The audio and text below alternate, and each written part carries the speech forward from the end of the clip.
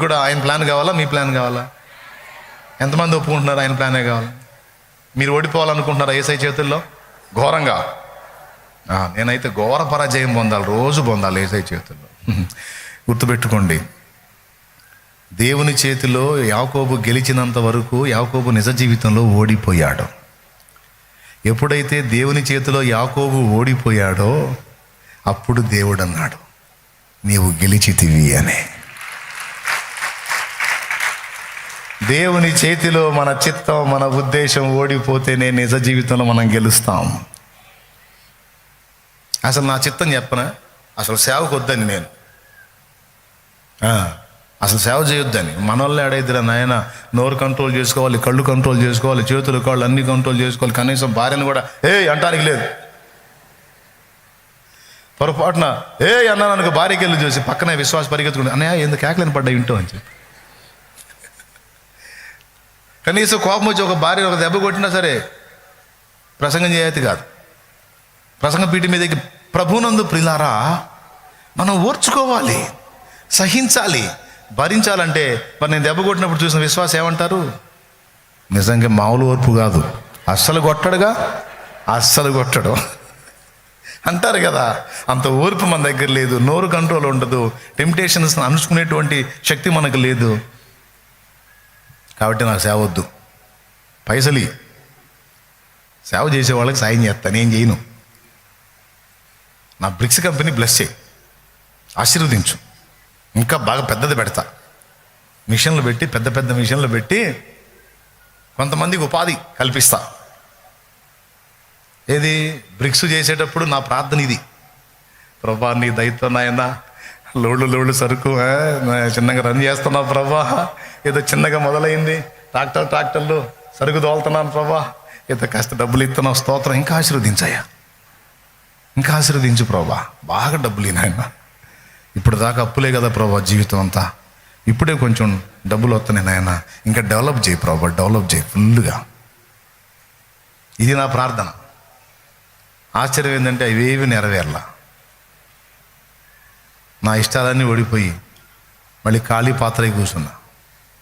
ఏంది నాయన నీకు అలా, నేను అడిగేది ఏంది, నువ్వు చేసేది ఏంది నాయన అంటే అవన్నీ ఆపి సేవ చేయరా అన్నాడు ఆయన. ప్రభా, సేవ చేయటం అంటే ఒకళ్ళు తీసుకొచ్చి అందులో వేస్తే అది తినాలి. నేను తీసుకెళ్ళి అందులో వేయాలనుకుని ఆశపడ్డోడిని ఒకళ్ళు తీసుకొచ్చి వేస్తే అది తిని నేను బ్రతికేది ఏంది, నాకు ఇష్టం లేదు. నువ్వు నాకు డబ్బులు ఇవ్వయా, నన్ను ఎప్పుడు ఇచ్చేవాడిగా ఉంచు, ఎవరన్నా ఇచ్చింది తీసుకొని తినే స్థితిలో నేను ఉండకూడదు.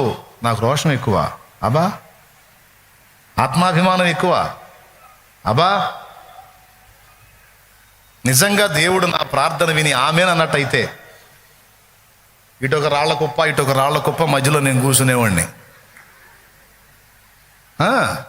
అందుకే నా ఇష్టాన్ని నెరవేరనిలా. ఆయన చిత్తమును నెరవేర్చినందుకు సజీవ రాళ్ల మధ్య కూర్చున్నా. ఇహపర ఆశీర్వాదానికి వారసున్నయ్యా. ఎంత ధన్యత ఇది తెలుసా? ఇప్పుడు చెప్పండి, మీరు దేవుడిని అడిగే కూడా ఇంతే ఉంటాయి. దేవుడు మనకు చేసే సహాయాల్లో గొప్ప సహాయం ఏంటంటే మనం చేసే చాలా ప్రార్థనలకు జవాబు ఇవ్వకపోవటం. నిజంగా నా ప్రార్థన విని దేవుడు నాకు డబ్బులే ఇచ్చినట్టయితే నేను ఇప్పుడు ఏడ కూర్చునేవాడు మీరు చెప్పండి? అటొక కుప్ప ఇటొక కుప్ప మిషన్లు రాళ్ళు పోసుకొని కూర్చునేవాడు. అసలు మీరెవరో నాకు తెలుస్తారా? అసలు నేను ఎవరో మీకు తెలుస్తానా? అసలు ఏంటి కృపంతా పోగొట్టుకునేవాడిగా. ఇప్పుడు అడుగుతాడు, ఎరా అప్పుడు అది దీవించమన్నావుగా, దీవిస్తే ఏమయ్యేది నీ పని? నువ్వు నాకు చాలా మేలు చేసావు తండ్రి. ఏ మేలు చేశా? నా ప్రార్థన వినకపోవటమే నువ్వు నాకు చేసిన మేలు. ఏది నిన్ను కోరాలో ఎరుగదు నా వెర్రితనం, ఏది నాకు కావాలో ఎంచి ఇచ్చు నీ జ్ఞానం, అధికముగా చేయగలవు యేసయ్యా, నాకు తాలిన దేవుడవు. మళ్ళీ టైం చాలదు. అది చూడండి,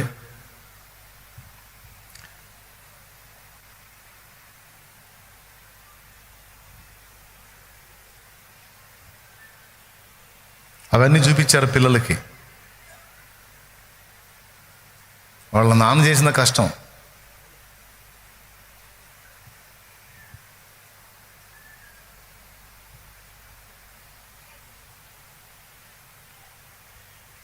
మరి ఆ కష్టానికి పిల్లలు అంత ఏడిస్తే మరి మా నాన్న చేసిన కష్టం ఇంకా గొప్పది కదా, అది సిలువ కదా. నేనెంత దుఃఖపడాలి. దేవునికి స్తోత్రం. పర్వాలేదులేండి, ఆయన సిలువ మన రక్షణాధారం, అది మనకి మేలు, ప్రాబ్లం లేదు. నేను చెబుతున్న రెండవ పాయింట్ ఏంటంటే, ఆయన సిలువ ఆయన మోసాడు, ఆయన విలువ పొందాడు, ధన్యుడయ్యాడు. అందరము ఆయన కాలు మొక్కే పరిస్థితికి ఆయన వచ్చాడు. స్తోత్రం. ఇప్పుడు మీరు కూడా ధన్యులు కండి అంటాడు. ధన్యులు కావాలంటే మేమేం చేయాలంటే సిలువ మోయాల్సిందే అంటాడు. సిలువ కొంచెం ఇబ్బంది ఏమో నాయన, ఇబ్బంది అయితేనే కదరా ధన్యత వచ్చేది. కాబట్టి మీ చిత్తం కాదు, నేను చెప్పినట్టేనండి. మీ సొంత చిత్తానికి సిలువ వేయబడండి, నా చిత్తం మీలో జరగనియండి. అప్పుడు మీరు మామూలు మనుషులుగా ఉండరు, మహానుభావులుగా ఉంటారు. నేను చెప్పినట్టు చేయండి అని అన్నాడు. నేను లోబడ్డా, నాకు ఈ ధన్యత లభించింది. మరి మీ సంగతి ఏందో మీరే ఆలోచించుకోండి. ప్రార్థన చేయండి, నీ చిత్తమే జరగాలి. ఓకేనా? ప్రతిరోజు నిన్ను నువ్వు ఉపేక్షించుకోవాలి. దేన్ని మోయాలి? తన సిలువను అన్నాడు. ఎవరి సిలువ వాళ్ళదే. ఇక్కడ సిలువ లేని వ్యక్తి ఒక్కళ్ళు కూడా లేరు. మీలాంటి నాలాంటి దైవజనుడు ఒక ఆయన, దైవజనుడు అంటే దేవుణ్ణి నమ్ముకున్నోళ్ళు అండి, బాగా కష్టాల్లో ఉన్నాడంట. వినండి, దేవుణ్ణి నమ్ముకోక ముందు కష్టాలంటే ఓకే, దేవుణ్ణి నమ్ముకున్న తర్వాత కూడా ఈ కష్టాలు ఏంది? ఇక అన్ని సుఖాలే రావాలి కదా. దైవజనుడు ప్రసంగం అదే చేస్తున్నాడు కదా, నేను కూడా ఇతరులకు సువార్త చెప్పేటప్పుడు అదే చెబుతున్నాను కదా. ఆయన మన కోసం ప్రాణం పెట్టాడు, ప్రాణం పెట్టినంతగా ప్రేమించాడు, అసలు ఆయన అలాగా ఆయన ఇలాగా అని చెప్పి తెగ చెబుతున్నాం కదా. మరి ఇంతసేపు చెప్పేటప్పుడు మనకు బాధలు ఉండకూడదు కదా, ఈ బాధలన్నీ పోవాలి కదా, ప్రశాంతత రావాలి కదా. ఎందుకు నాయన నిన్ను నమ్ముకున్నా కూడా నాకు ఈ కష్టాలు అని దుఃఖపడుతున్నాడట. అలా దుఃఖపడే ఇతను కొన్ని రోజులు అలా బాధపడ్డ తర్వాత ఒక రాత్రి ఒక కలగన్నాడట. కలగన్నాడు. ఆ కల్లో ఒక రోడ్డు కనపడుతుంది. ఆ రోడ్డు మీద చాలామంది మనుషులు వెళ్తూ ఉన్నారు. అందరి భుజాల మీద సిలువలు ఉన్నాయి. అందరి భుజాల మీద సిలువలు ఉన్నాయి. అందరూ ఆ సిలువ మోసుకుంటూ ఈడ్చుకుంటూ పోతున్నారు. అయితే అందరి సిలువలు ఒకే రకంగా లేవు. ఒక్కొక్కళ్ళ సిలువలు పెద్దగా ఉన్నాయి, ఒక్కొక్కళ్ళ సిలువలు చిన్నగా ఉన్నాయి, ఒక్కొక్కటి ఒక్కొక్క సైజులో ఉంది. ఇంతకు సిలువ అంటే తెలుసు కదా, సిలువ తెలుసుగా. మళ్ళీ సిలువ అంటే అదేందో అనుకున్నారయ్యో, యేసయ్య సిలువ మోసాడు కదా, అట్లాంటి సిలువని దర్శనంలో ఆ రోడ్డు మీద మనుషులు చాలామంది వెళుతున్నారు. వాళ్ళందరి భుజాల మీద సిలువలు ఉన్నాయి. విచిత్రం ఏంటంటే ఆ దర్శనంలో ఇతను కూడా పోతున్నాడు, ఇతని భుజం మీద కూడా భారమైన సిలువ ఉంది. మిగిలిన వాళ్ళతో పోల్చుకుంటే ఇది చాలా పెద్దగా, భారంగా, బరువుగా, పొడవుగా ఉంది ఈ సిలువ, ఈయన భుజం మీద ఉన్నది. అయితే కొంచెం దూరం పోయిన తర్వాత రోడ్డు పక్కన ఒక వ్యక్తి కూర్చొని ఉన్నాడు, రంపం పట్టుకొని. ఏం పట్టుకొని? ఆ రంపం పట్టుకొని. రంపం అంటే మీకు తెలుసా? చెక్కను కోసేది. అది పట్టుకొని కూర్చున్నాడు ఒక ఆయన. అతను చూసుకుంటా దాటుకుంటా వెళ్ళి ఒక ఆలోచన వచ్చింది. ఇది ఇంత పొడుగున్నందున కొద్దిగా బరువు అనిపిస్తుంది, కొద్దిగా దీన్ని కట్ చేస్తే కొంచెం ఫ్రీ అయ్యిద్ది. ఇప్పుడు వెనక్కి వచ్చి చూపించాడు, ఇక్కడ కట్ చేయయ్యా, మొయ్యలేక సత్తున్నాను, ఇక్కడ కట్ చేయి అని ఒక కొలత చూపించి అక్కడ కట్ చేయించాడు. ఇప్పుడు అంత పొడవు లేదు, కాస్త బరువు తగ్గింది, కొంచెం భారం తగ్గింది. ఇక అందరూ భారంగా మోసుకుంటూ పోతుంటే మనోడు పాటలు పాడుకుంటూ పోతున్నాడు, బరువు తగ్గింది కదా. తదరే దరే నాడు పోదా పాడి యాడికి పోతున్నాడు, పోతా పోతా పోతా పోతా పోతా ఉన్నారు. కొంచెం దూరం పోయిన తర్వాత ఒక అందమైన సుందరమైన అద్భుతమైన మహానగరం ఒకటి కనపడుతుంది. బంగారు కాంతులు వెదజల్లుతూ కనపడుతుంది. అద్భుతంగా ఉంది ఆ నగరం. ఆ నగరం దగ్గరికి పోయారు. ఆ నగరం దగ్గరికి పోవాలంటే మధ్యలో ఒక పెద్ద కాలువ లాంటిది ఉంది. దాని లోపల అగ్ని మండుతుంది. దాని లోపల అగ్ని మండుతుంది. దాని యువతల మానవ ప్రపంచం, దాని అవతల అసలు లైఫ్లో ఊహించినటువంటి సుందరమైన నగరం, దేదీప్యమానంగా వెలుగొందుతున్న అద్భుతమైన నగరం. అందులోని ప్రజలు చాలా సంతోషంగా ఉన్నారు, చాలా కోలాహలంగా ఉన్నారు, అద్భుతంగా ఉన్నారు. అక్కడికి వచ్చినాక ఏం జరిగిందో తెలుసా? అక్కడికి వచ్చిన వాళ్ళు అడుగుతున్నారు, దేవా ఆ నగరంలో ప్రవేశించాలంటే ఏం చేయాలి? అక్కడి నుంచి స్వరం వినపడుతుంది, నా కుమారుడా నీవు మోసుకుంటూ వచ్చిన ఆ సిలువను ఈ దరికి ఆ దరికి వేయినాయనా, దాని మీద నడుచుకుంటారా నా దగ్గరికి అంటున్నాడు.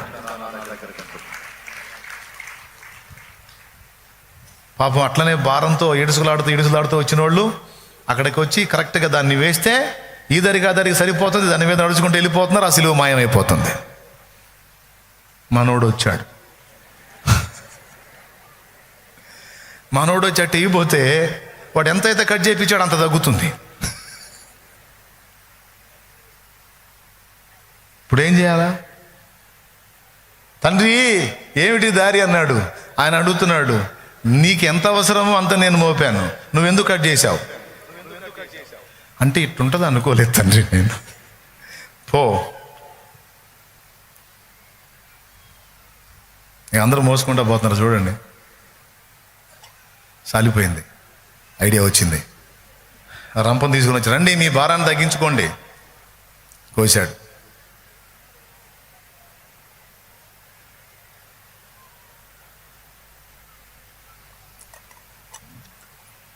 నవ్వుకుంటూ పోతున్నాడు, నా బరువు పోయింది, బరువు తగ్గిందని. తీరా దరిగిపోయిన తర్వాత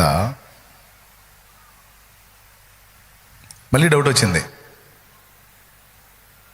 మీరు కూడా మీ సిలువను కట్ చేయండి అంటున్నాడు, సలహాలు ఇస్తున్నాడు. కోసే పనిలోనే ఉన్నాడు వీడు.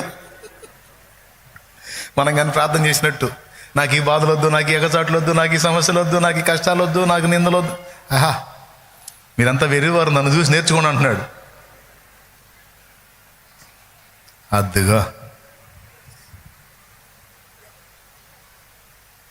ఇప్పుడు ఏం చేయాలా? ఇలా ఉంటుందని నేను అస్సలు అనుకోలేదు. అది వాళ్ళందరూ చక్కగా సిలువలు వేసుకుని ఆ పక్క నుంచి దాటి వెళ్ళిపోతా ఉన్నారు. వీడిగతే ఏంది ఇప్పుడు? అందుని గాడి కట్ చేసి పడేశాడుగా.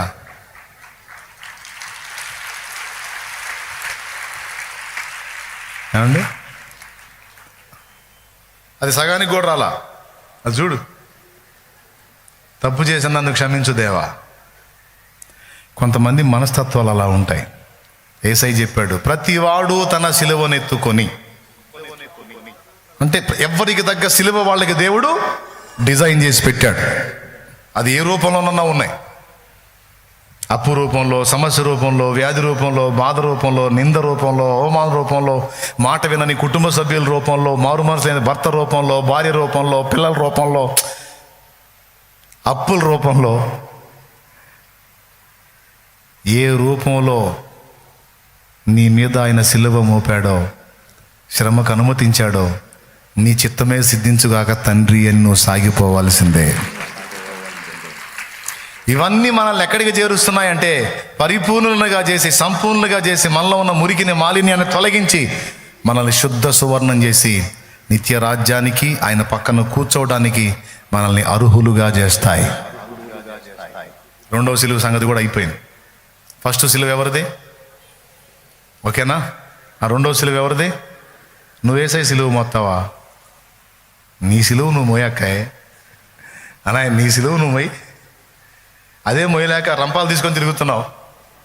అవకాశం ఉంటే కట్ చేసి పడేద్దాం అని. కట్ చేయడానికి లేదు. అనవసరమైన దాన్ని నీ మీద మోపడగా, మోపాడు అంటే అది అవసరం తీరిన తర్వాత అది ఉంచమన్నా ఉంచడు. ఎంతమందికి అర్థమైంది? ఆయన తొలగించేంత వరకు మోయాల్సిందే. ఎంతమందికి అర్థమైంది? రైట్, చాలా వందనాలు, బాగా అర్థం చేసుకున్నారు. ఇక ఆఖరి విషయం, ఇది చాలా ఇంపార్టెంట్. ఇప్పుడు ఈరోజు దాదాపు 40 రోజులుగా లెంట్ డేస్ పాటించి సిలువ ధ్యానాలు చేశారు. మంచిది. 40 డేస్ మాంసాహారం కూడా ముట్టకుండా ఫాస్టింగ్స్ ఉన్నారు. మంచిది, చాలా సంతోషం, స్వాగతిస్తాను. అయితే ఒక్కటి,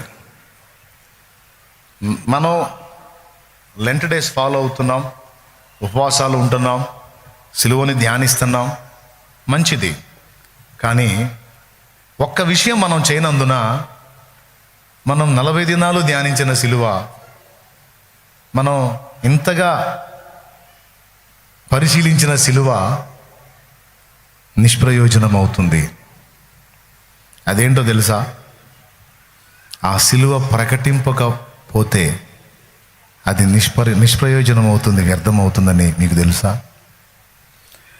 చాలామంది సిలువను ధ్యానించారు, సిలువలో జరిగిన రక్షణ కార్యాన్ని వర్ణించారు, ధ్యానించారు రోజులు తరబడి. మంచిది, సంతోషం.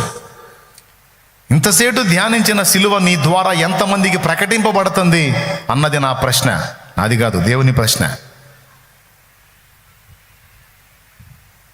నేను 40 రోజులు ఫాస్టింగ్ లేను, తిన్నా, ఎద్దు తిన్నట్టు తిన్నా, స్తోత్రం, తిన్నా, చెబుతున్నాగా, తిన్నా. కానీ నాకు అవకాశం ఉన్నంత వరకు ప్రతిరోజు ఆ సిలువను ప్రకటించడానికి కష్టపడ్డా. సిలువను మనం ధ్యానించటం మంచిది, కానీ సిలువను ప్రకటిస్తే ఎదుటి వాళ్ళకి మంచిది. సిలువను ధ్యానిస్తే, సిలువను మోస్తే మనకు మంచిది, కానీ సిలువను ప్రచురపరిస్తే ఎదుటి వాళ్ళకు మంచిది. యేసయ్య సిలువను గురించి ఏం చెప్పాడు? ప్రభు బల్ల దగ్గర నేను వచ్చు వరకు నా మరణమును ధ్యానించండి అన్నాడా, ప్రచురించండి అన్నాడా? 1 కొరింథీ పత్రిక 11వ అధ్యాయము 23వ వచనం నుంచి చదివితే, నేను మీకు అప్పగించిన దాన్ని ప్రభు వలన పొందితిని, ప్రభు అయిన యేసు తాను అప్పగింపబడిన రాత్రి ఒక రొట్టెను ఎత్తుకుని కృతజ్ఞతాస్తుతులు చెల్లించి దాన్ని విరిచి, ఇది మీ కొరకైన నా శరీరము, నన్ను జ్ఞాపకము చేసుకుంటగా దీన్ని చేయుడని చెప్పెను. ఆ ప్రకారమే భోజనమైన పిమ్మట ఆయన పాత్రను ఎత్తుకొని, ఈ పాత్ర నా రక్తము వలనైన క్రొత్త నిబంధన, మీరు దీనిలోని త్రాగునప్పుడెల్లా నన్ను జ్ఞాపకము చేసుకుంటగా దీన్ని చేయుడని చెప్పెను. అంటే సిలువను మనం జ్ఞాపకం చేసుకోవటం మంచిది. మీరు ఈ రొట్టెను తిని ఈ పాత్రలోనిది త్రాగునప్పుడెల్లా ప్రభువు వచ్చు వరకు ఆయన మరణమును ప్రచురించుదురు. ధ్యానించుదురు అన్నాడా, ప్రచురించుదురు అన్నాడా? నువ్వు ఒట్టిగా ధ్యానించి ఆడనే కూర్చుంటున్నావుగా. ధ్యానించావు సంవత్సరాలు. ప్రకటించేది ఎప్పుడక్కాయ్? ప్రకటించేది ఎప్పుడన్నాయ్? న్యాయమైన ప్రశ్నే కదా. అలా ప్రకటించబడకపోతే సిలువ వ్యర్థమవుతుందట. అది మూలవాక్యంలో మనం చదువుకుంది. మూలవాక్యం ఏం చదివాం గుర్తుందా? 1 కొరింథీ పత్రిక 1వ అధ్యాయం 7వ వచనం. ఏముందో చూడు. బాప్తిస్మం ఇచ్చుటకు క్రీస్తు నేను పంపబడలేదు గాని క్రీస్తు యొక్క సిలువ వ్యర్థము కాకుండానట్లు. సిలువ ఎప్పుడు వ్యర్థమైద్ది? అది ప్రకటింపబడకపోతే. నా పేరే తెలియని ప్రజలు ఎందరు ఉన్నారు, నా ప్రేమను వారికి ప్రకటింపను. ప్రేమ అంటే ప్రేమ అన్న దగ్గర ఈరోజు సిలువ అని పెట్టుకో, సిలువ అని పెట్టి పాడు, ఓకేనా? నా పేరే తెలియని ప్రజలు ఎందరు ఉన్నారు, నా సిలువను వారికి ప్రకటింపన్ కొందరే ఉన్నారు.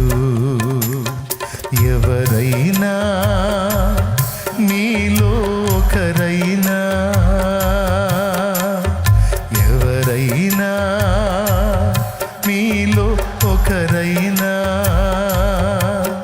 వెళతారా నా సిలువను చెబుతారా, వెళతారా నా ప్రేమను చెబుతారా. నా పేరే తెలియని ప్రజలు ఎందరూ ఉన్నారు. నా సిలువను వారికి ప్రకటింపన్ కొందరే ఉన్నారు. దేవునికి స్తోత్రం. మనల్ని రక్షించిన సిలువ, మనము మోయాల్సిన సిలువ, మనం ప్రకటించాల్సిన సిలువ. ఇది మూడవది. నాయనా, సిలువను నువ్వు మోస్తున్నావు, మంచిదే. నేను మోస్తున్నాను. నాకు తగ్గ సిలువ నాకుంది. ఇంకా మీ అందరికంటే ఎక్కువ బరువైన సిలువే నా భుజాల మీద ఉంది. మోస్తున్నా. స్తోత్రం. మీది ఎక్కువ బరువు సిలువ, నాది ఎక్కువ బరువు సిలువ. అవునా? ఒప్పుకుంటారా? Thank you. ఎంత మంచోళ్ళో మీరు. ఈ రెండు సిలువలు ఓకే, కానీ మరి ప్రకటించబడాల్సిన సిలువ సంగతి ఏందో నాకు అర్థం కాల. మరి ఈరోజు చాలామంది ఇంకా యేసు ప్రభు వైపుగా తిరగకపోవటానికి, చాలామంది అన్యజనులు ఇంకా రక్షణ లేకుండా అలా ఉండటానికి కారణం ఏంటో తెలుసా? చాలామంది విశ్వాసులు సిలువను ధ్యానిస్తారు, సిలువను బట్టి దేవుణ్ణి స్తుతిస్తారు, దేవుణ్ణి ఆరాధిస్తారు, కానీ సిలువను ప్రకటించట్లేదు. సిలువను ప్రకటించకపోతే నీ ధ్యానం, ఆరాధన మొత్తం వ్యర్థమైపోతుంది కదా. అర్థమైందా? ఎంతమందికి చిత్తశుద్ధి ఉంది? ఇప్పుడు నేను ఉన్నానండి, నేను చెబుతున్నాను. నేను శుభ్రంగా రోజు తింటున్నా, కానీ సిలువను ధ్యానిస్తున్నా, సిలువను ప్రకటిస్తున్నా. పాట రూపంలో, మాట రూపంలో, పుస్తకం రూపంలో, ప్రసంగాంశాల్లో, ఆదివారం, శుక్రవారం, అలాగే బయట అవకాశాలు వస్తే ఎక్కడైనా సరే నా యేసయ్య సిలువ, ఆయన మరణ పునరుద్ధానాలను గురించి సాక్ష్యం ఇస్తున్నా. నిద్రపోతున్నా కూడా అదే ఆలోచన. ఇంకే ఊరికి చెప్పాలి, ఇంకే ఊరికి పోవాలి, ఇంకే ప్రాంతానికి పోవాలి. నేను ప్రకటించడమే కాకుండా ప్రకటించే వాళ్ళని తయారు చేసి మరీ సమాజంలోకి పంపుతా ఉన్నా. కానీ నేను ఉపవాసాలు లేని రోజు తింటున్నా. నీకు చెప్పకపోవటమే, చికెన్ కూడా తిన్నా, శుభ్రంగా మటన్ కూడా తిన్నా. మరి కొన్ని రెస్టారెంట్లోకి మరి జర్నీలలో వెళ్ళినప్పుడు వైట్ రైస్ లేదా? లేదండి, ఇక్కడ ఈ బిర్యానీ ఉంటుంది, ఏదో ఒకటి బాబు ఆకలి అవుతుంది పెట్టండి. తిన్నా, కానీ ప్రకటించా. ఫాస్టింగ్ ఉన్నావు, మంచిది. ప్రార్థించావు, ఇంకా మంచిది. ధ్యానించావు, మరీ మంచిది. ఆరాధించావు, గొప్ప మంచిది. కన్నీరు విడిచావు, నా కోసమేగా ప్రభు అని ఏడ్చావు. ఒక్క పాయింట్ మిస్ అయ్యావు. నీకోసమే కాదు, నీ సహోదరుల కోసం కూడా. ఎవరో తీసుకొచ్చి ఆ సిలువను నీకు పరిచయం చేస్తే, ఆ సిలువలో దేవుని ప్రేమను గుర్తుపట్టి నువ్వు మారి రక్షణ పొందావు. ఇతరులు సిలువ వ్యర్థం కాకుండా నీ దాకా తీసుకొచ్చారు. ఒకవేళ నీకు ఆ సిలువ వార్త అందకపోతే నీ విషయంలో ఆయన సిలువ వ్యర్థమయ్యేదిగా. ఎవరో తీసుకొచ్చి సిలువలో దేవుని ప్రేమను నీకు పరిచయం చేస్తే నువ్వు రక్షించబడ్డావు. అది నీకు పరిచయం కాకపోతే, దేవుని ప్రేమ నీకు తెలియకపోతే, ఆయన సిలువ నీకు తెలియకపోతే నువ్వు రక్షింపబడేదానివి కాదు, రక్షింపబడేవాడివి కాదు.